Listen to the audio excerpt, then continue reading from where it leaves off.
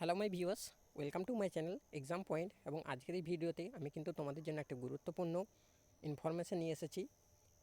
এবং এই ইনফরমেশানটা কিন্তু পিএসসি ক্লার্কশিপ নিয়োগের বিজ্ঞপ্তি। তো দেখো কি বলা হয়েছে।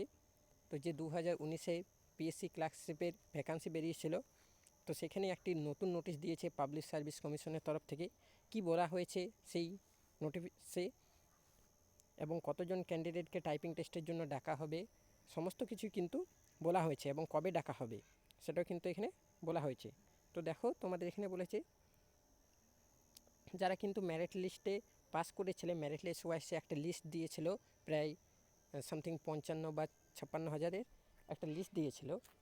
তো সেটা তোমরা দেখে নিতে পারো। তো সেখান থেকে বলেছে কিন্তু টোটাল 9693 ক্যান্ডিডেটকে কিন্তু টাইপিং টেস্টের জন্য ডাকা হবে। তারপরে এখানে কি বলা হয়েছে, যে এখানে বলা হয়েছে 1:1.4 এই রেশিওতে কিন্তু ডাকা হবে। তো সেই হিসাবে কিন্তু প্রায় 6930 সামথিং এত ক্যান্ডিডেট কিন্তু কে মানে নিয়োগ করা হবে সেটা কিন্তু বলেছে, যেটা কিন্তু যে ভ্যাকান্সি ছিল তার চেয়ে কিছুটা কম। তো কবে ডাকা হবে, তো এখানে দেখো 22/12/2021 থেকে 5/1/2022 পর্যন্ত, মানে 22শে ডিসেম্বর 2021 থেকে 5/1/5 জানুয়ারি 2022 পর্যন্ত বিভিন্ন ক্যান্ডিডেটকে ফেজ ওয়াইজে ডাকা হবে।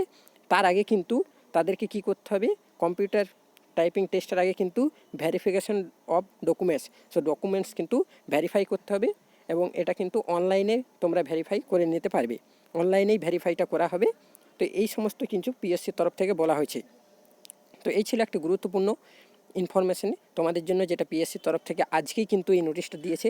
তোমরা এখানে দেখে নিতে পারো। এখন পিএসসির অফিস যে ওয়েবসাইটটা, সেটা প্রবলেম হচ্ছে, সার্ভারের প্রবলেমের জন্য কিন্তু তোমরা এখন হয়তো চেক করতে পারবে না, কিছুক্ষণ পর ঠিক হয়ে যাবে।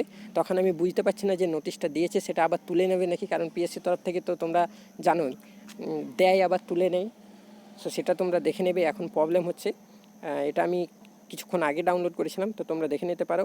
আজকেই কিন্তু এই নোটিশটা দিয়েছে পিএসসির তরফ থেকে। তো এরকম যে কোনো আপডেট পাওয়ার জন্য অবশ্যই কিন্তু চ্যানেলটা সাবস্ক্রাইব করে দিও এবং ভিডিওটা ভালো লেগে থাকলে অবশ্যই লাইক করে দিও।